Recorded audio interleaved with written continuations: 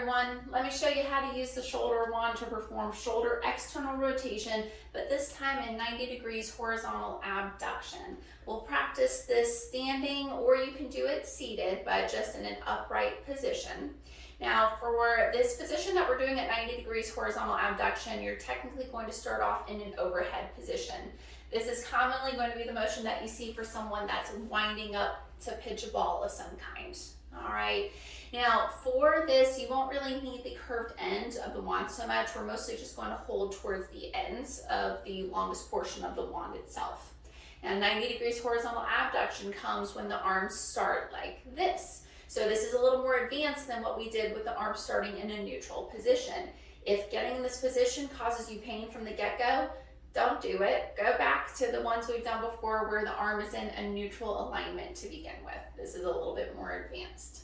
All right, so once we're here, I'm trying to have my elbows in line with my shoulders, palms facing forward.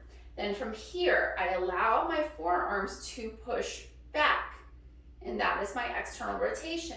You'll hold up to 5 seconds, and then come right back where you started. This is not a huge motion whatsoever. This is really going to be a nice way to get a little more active engagement with the external rotators of the shoulder.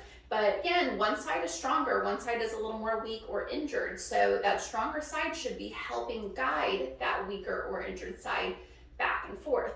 Make sure as you're doing this that you don't force the arms back behind the shoulders. That'll just irritate the front of them.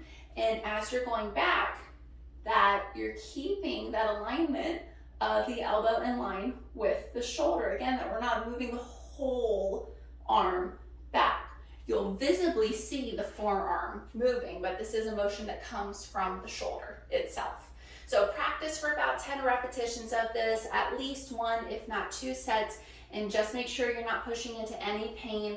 Little discomfort is fine, but do not force a painful range.